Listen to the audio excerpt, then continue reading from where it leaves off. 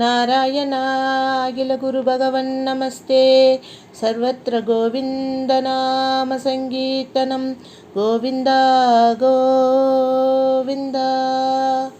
ஸ்ரீமன்னாராயணீயம் 20வது தசகம் ரிஷபதேவ சரித்திரம்.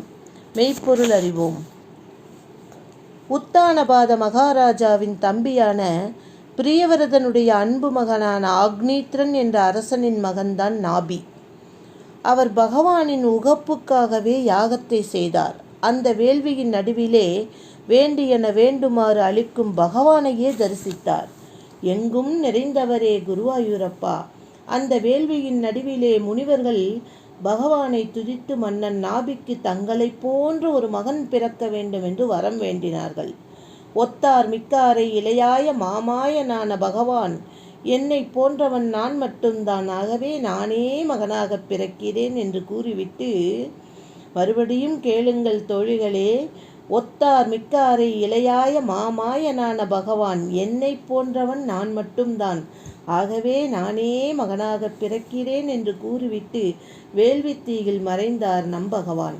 அதன்பின் நாபியின் அன்பு மனைவியான மேரு தேவியிடம் பகவான் உலகில் எவரிடமும் காணப்படாத உயரிய குணங்களும் பெருமைகளும் கொண்டு அனைத்து மக்களுக்கும் பேரின்பத்தை ஊட்டுபவராக ரிஷபதேவர் என்ற பெயருடன் திருவவதாரம் செய்து விளங்கினார்.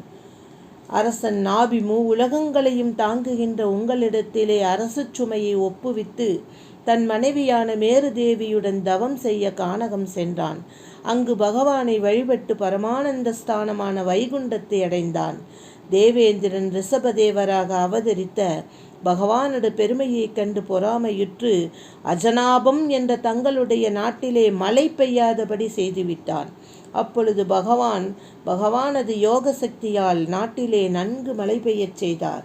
பகவான் ஆத்மானந்தத்திலேயே ஈடுபாடுடையவராக இருந்த போதிலும் பகவானால் ஜெயிக்கப்பெற்ற இந்திரன் அளித்த ஜெயந்தி என்கின்ற அழகிய கன்னிகையை திருமணம் செய்து கொண்டு அவளிடம் 100 புத்திரர்களை தோற்றுவித்தார். அவர்களில் மூத்தவரான பரதன்தான் இப்பூமிக்கு அரசனானார். தோழிகளே, பகவானுக்கும் ஜெயந்தி என்கின்ற அழகிய கன்னிகைக்கும் பிறந்த 100 புத்திரர்களில் மூத்த புதல்வன்தான் பரதன். அவர்கள் 9 புத்திரர்கள் உலகப்பற்றற்ற யோகிகள் ஆனார்கள். மற்றும் 9 பேர்கள் பாரத வருஷத்தின் 9 பகுதிகளை ஆட்சி செய்யலானார்கள். ரிஷபதேவராக திருவவதாரம் செய்த பகவானுடைய மற்ற 81 பிள்ளைகளும் தவ வலிமையால் நில உலக தேவர்களான பிராமண பதவியை அடைந்தார்கள். பிறகு பகவான் முனிவர்கள் மத்தியில் தங்கள் புத்திரர்களுக்கு பற்றின்மையும் பக்தியும் கொண்ட முக்தி மார்க்கத்தை உபதேசித்து சிறந்த துறவியின் மார்க்கத்தை கைக்கொண்டு மூடன் பித்தன் பேயன் ஆகியோரை போல் சஞ்சரித்தார் நம்பகவான். பகவானே பரமானந்த ஸ்வரூபியாக இருந்த போதிலும் மற்றோருக்கு ஞானோபதேசம் செய்வதன் பொருட்டு அனைவராலும் தூற்றவும் இகழவும் பட்டீர்கள்.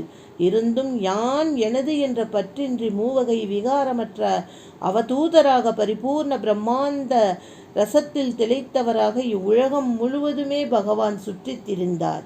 மலைப்பாம்பு போலவும் பசு மான் காக்கை ஆகியவற்றைப் போலவும் தனது வாழ்க்கை முறையை வெகுகாலம் கைக்கொண்டு அனைத்து உயிர்களிலும் உறையும் பரமாத்ம ஸ்வரூபத்தை அடைந்து குடகுமலையில் காட்டுத்தீயால் விழுங்கப்பட்ட சரீரம் உடையவராக மறைந்து போனார் நம்பகவான்.